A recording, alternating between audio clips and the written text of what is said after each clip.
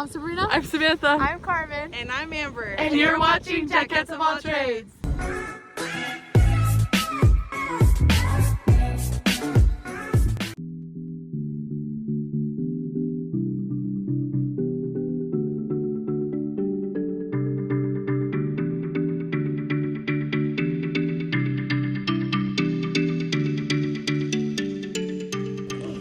Amber's a little scared. You guys are gonna see her conquer her fears with us. You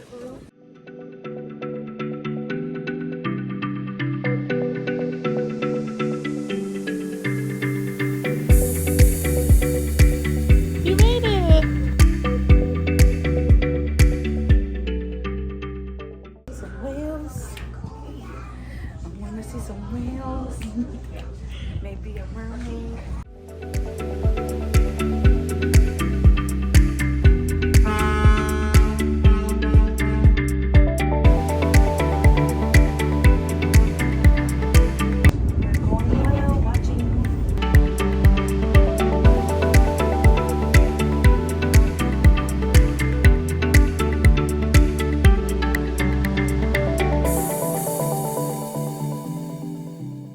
Welcome all of you aboard the Dolphin Fleet.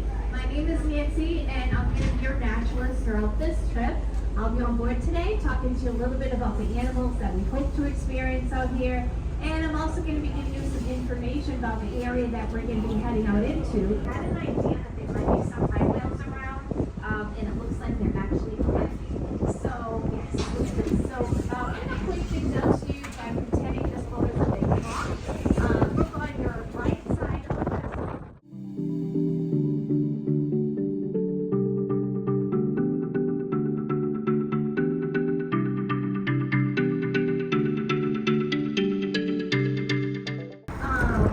So this is pretty amazing stuff. It's still on the surface, and it's probably doing a little bit of skin cleaning out here right now. Right whales have a tendency to open up their mouth really, really big, and then just kind of plow through the surface of the water, capturing all of the tiny aquatic organisms, in particular zooplankton. It looks like that goes a bit of a current. Look at that. It's making like a complete 180 turn. You can see another one further off. This almost in line with the lighthouse now. This is absolutely fantastic. You know there's only about 350 overlanding right whales existing on this planet, and you are looking at right over right now. Yes, literally. So it's a pretty impressive thing to actually witness, and it's not something that we get to see out here every day.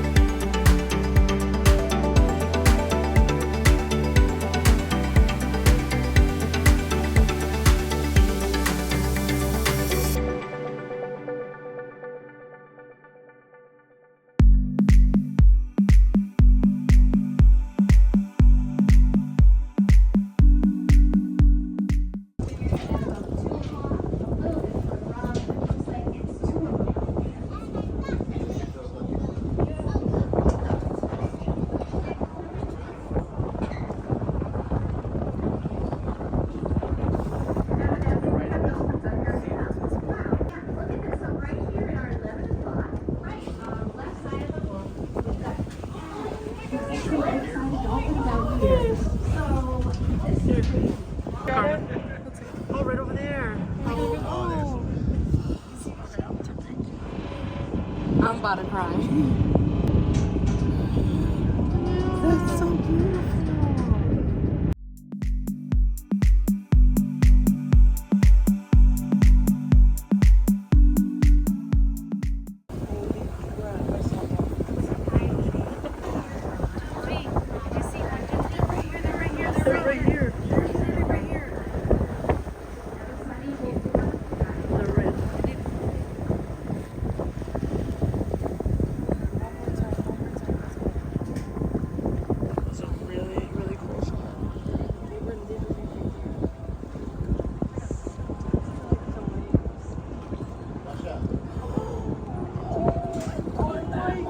there's 3 of them. Whoa.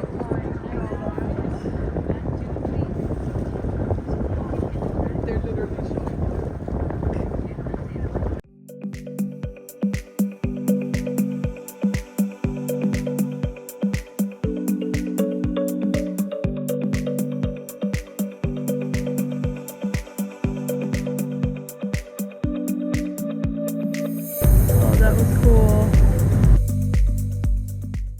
And again, we haven't even left the model here. That's my girl. We are going to continue on. We've got a lot of territory to cover here, and who knows when we're going to stumble upon something else. But just so amazing to not just be able to experience the dolphins out here, but those right whales really are a sight to see. I know that we were viewing them from a distance, but that's the safe distance. Those are the guidelines that we have to follow. The guidelines of right whale viewing are different from other species because they are so vulnerable. So we have to view them from a safe distance. And you'll also notice that we're going to be traveling at a pretty slow speed today as well. And that's also because we are in our right whale season. Once we get beyond our right whale season, which really is in the month of, once we get beyond May, our regulations change a little bit. But again, right whales do not respond to boat traffic very well. And so for that reason, it's important. They're like, there's a bunch of spouts over there, and they're like, they came up. Look out right there. There's like 4 spouts. I saw 4 spouts. We might even see a tail. Yeah.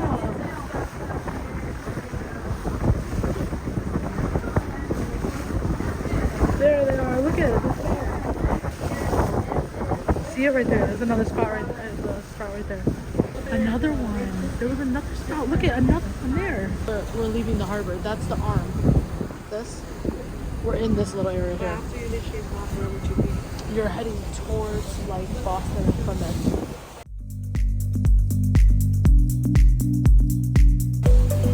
I swear if you look out there, you can see. You can see them.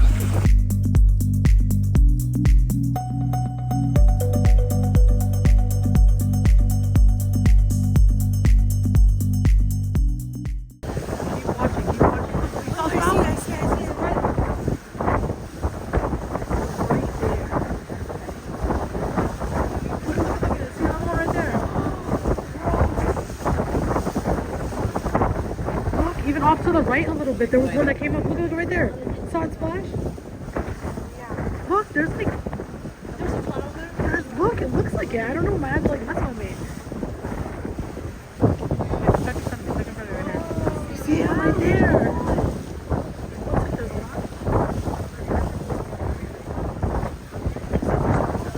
Yeah, to the right. That's what I'm saying, because look, there's spouts over there. There's a spout right there. And look, they keep popping their heads up.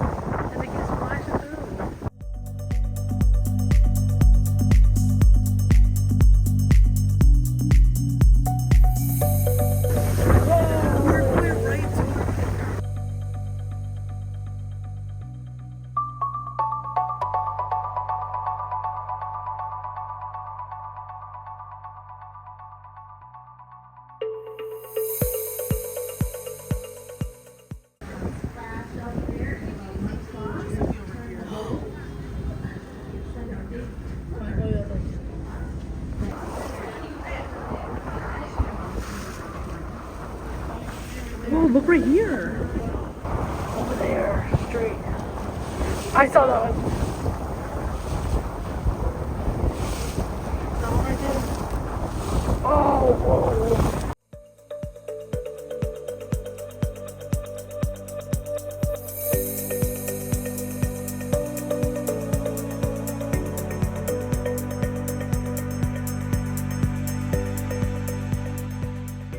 It's so hard to like gauge like where they're gonna be. Oh, right there, there's one right there.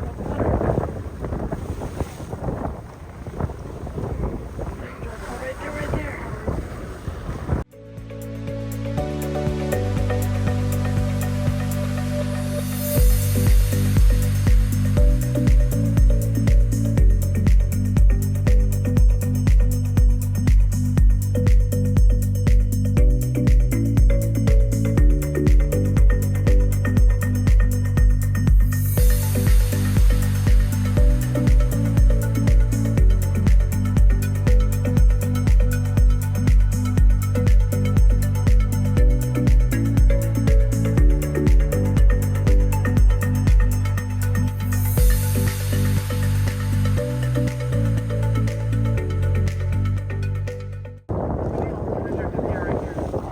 We're about to see all 350 right in this one area.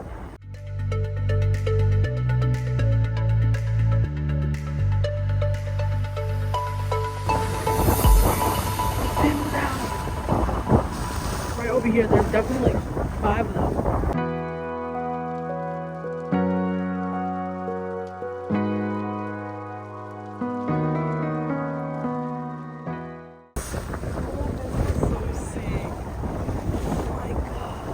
Look at that.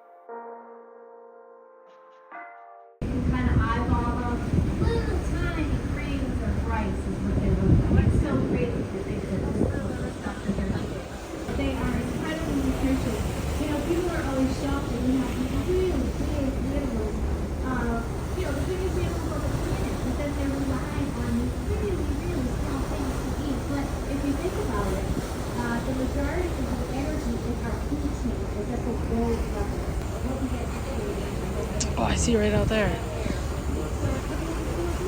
Over there.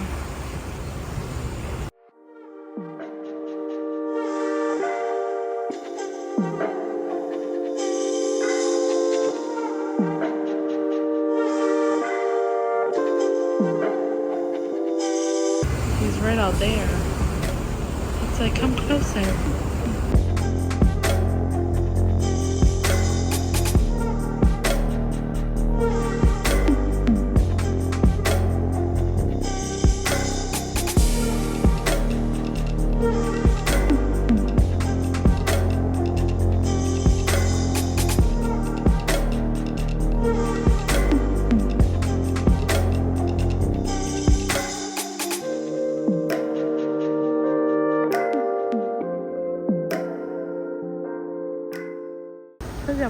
photos on my phone with my own eyes. Look at it through the phone.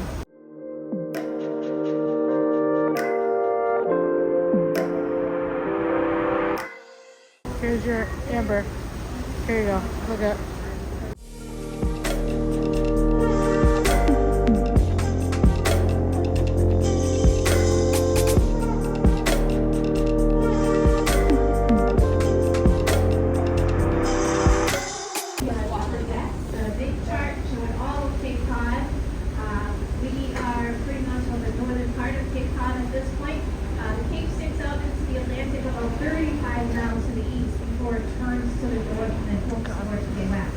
So Provincetown is an arm, right? Provincetown is the fist of the arm. This little hook of land underneath that fist, the very tip of it is the first lighthouse. We're kind of similar right now. Yeah. So the first lighthouse that we went by when we were coming right here out of the harbor, that's Long Point. That was kind of our first stop.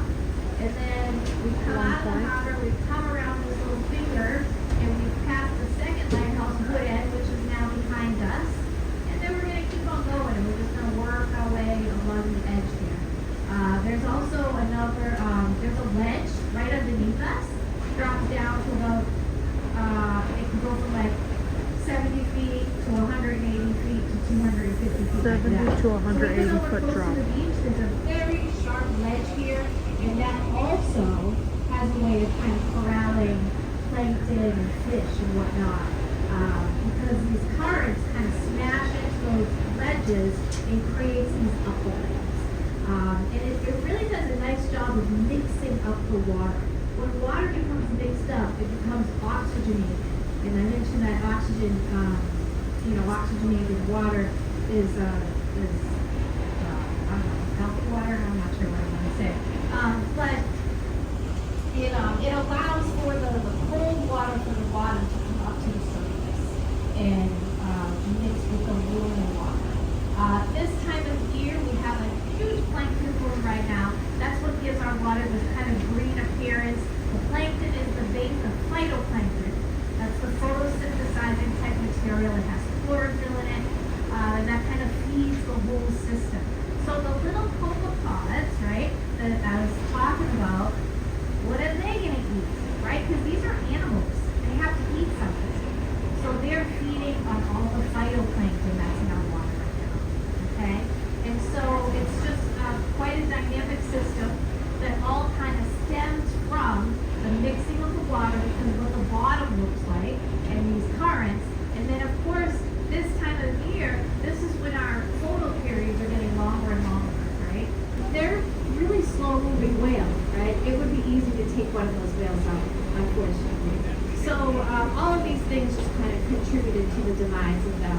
And even though they've been protected since the 1930s, we're really not seeing their numbers come back. You know what threatens them today, right? And that's half the battle. What threatens the whales? And then the other half is, all right, how do we make that stop? We need to mitigate it somehow.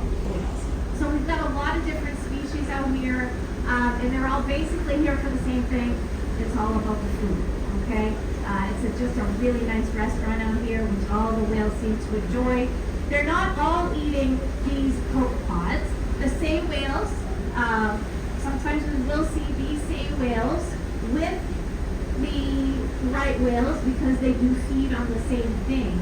But then the majority of the other whales are feeding on a very small, tiny bait fish. They're called sand eels. They're about as long as and as skinny as your finger.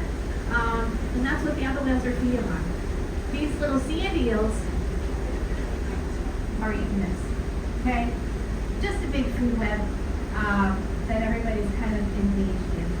So I have some baleen up here. The baleen, again, one reason why whales were hunted for so long. This is humpback whale baleen, right whale baleen plates. They're about 16 feet tall. So that's how big their heads are. That's why you see it kind of their heads, right? That's how big and long the baleen plates are. The back of the baleen is where you find, in this case with humpback whale, the bristles. But on a right whale, it's really fine, thin hair, like thin as a baby's hair. filtering the small particles out of the water.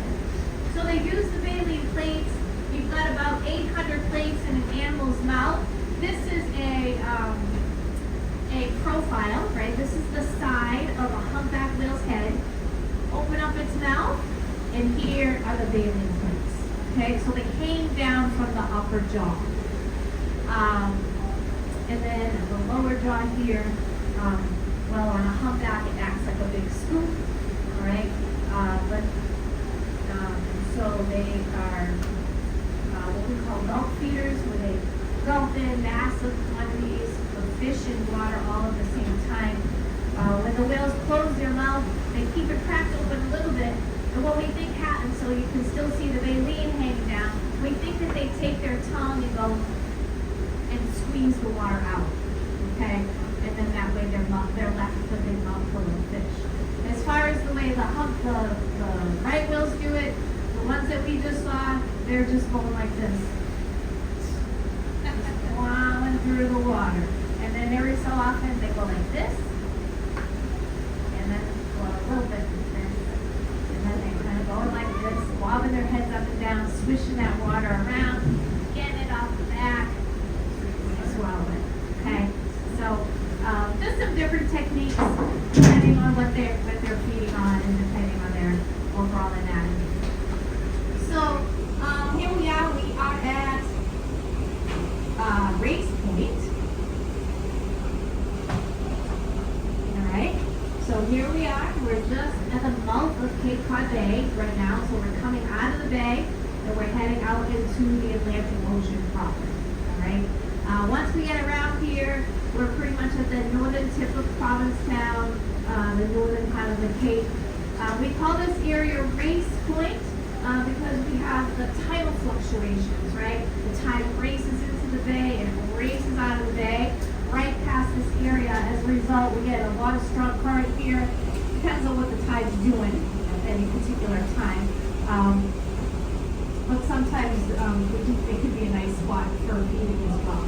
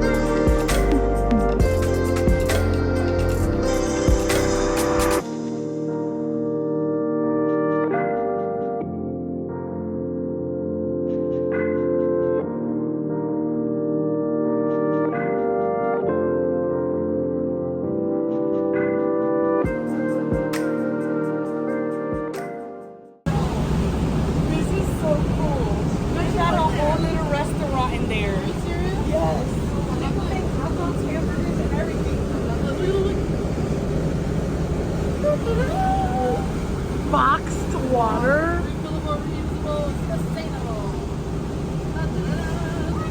This is so cool. And they're so nice. Really? Yeah. They have a little sign that says tipping prevents seasickness.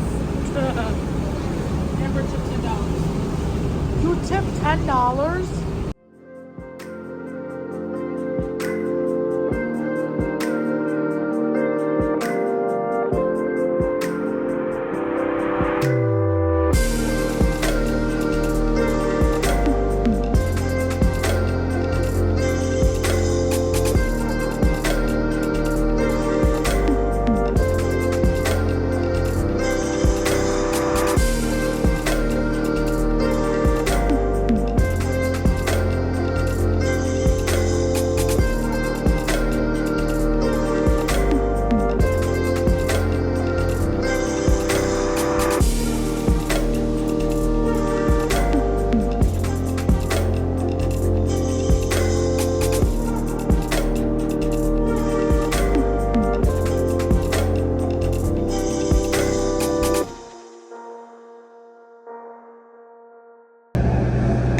So we're on a boat, we're watching in the cave, right? And I'm in the bathroom and I had to use it.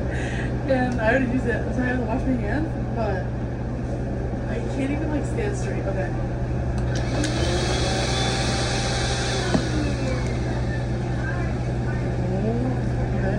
right, all right. I got it. I got it.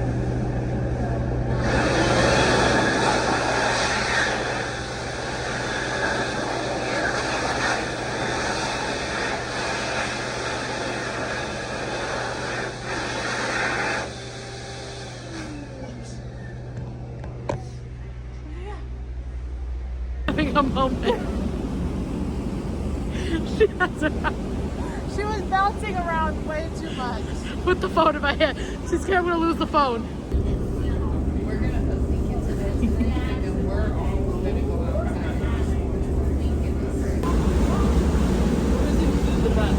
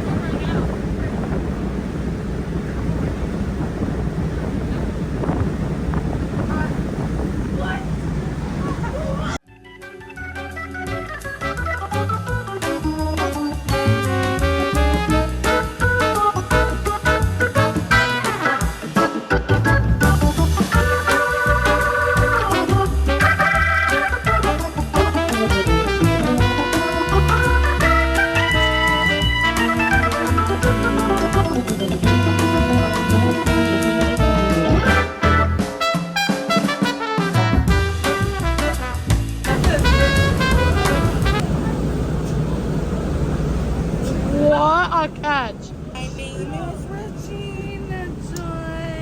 Wait. My name is Regina Joy. My name is Regina George. And I am a massive deal. And I am a massive deal. In my loop. There's people. There's. Yeah. The bus has been holding up for about 20 minutes. How long? And the bus is up there at 1 o'clock. Right about that. They were swimming. So at this point, we're pretty close to where that rail popped up. Our calves stay pretty close to their moms. Moms will go down the searching for food. Calves spend a little bit more time on the surface.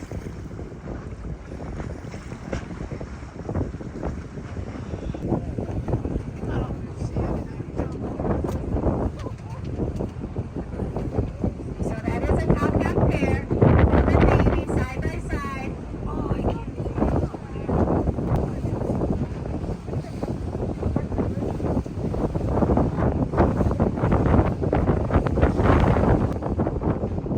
They're just cruising just below the surface.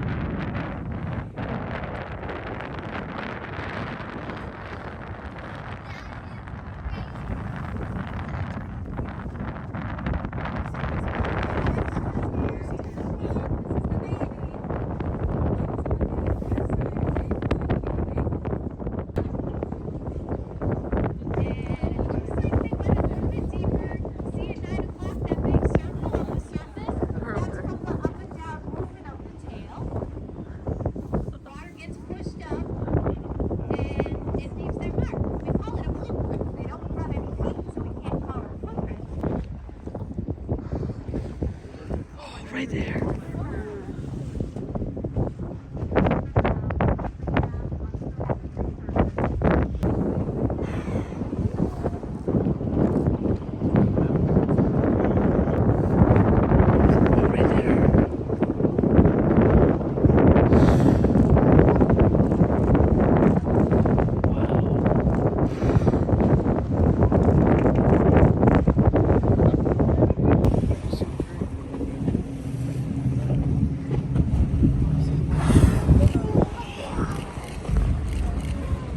Oh my gosh. Wow.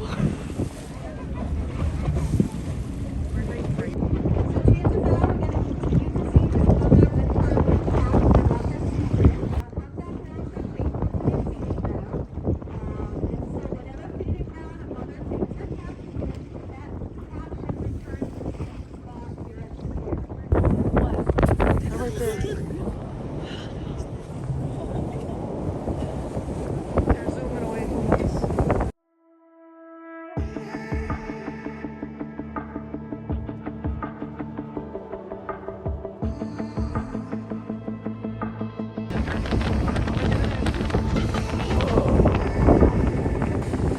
Yup, that was a big one right there.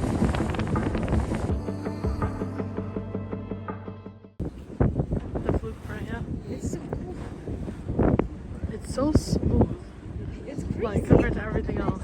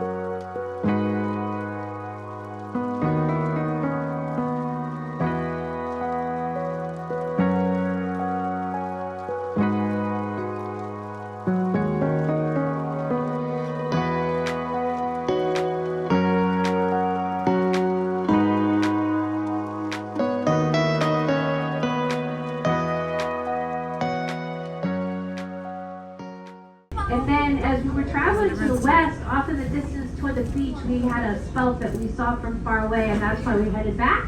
And that's where we came upon those two humpback whales, a mom with her baby. And it did turn out that the mother is a whale named Reflection. And as far as we know, Reflection is at least 33 years old. We've been seeing her for 33 years. She was an adult when she was first seen, so we don't know how old she is. But we know that over that time period, she's had 6 calves. So the calf that she's with today is her 6th.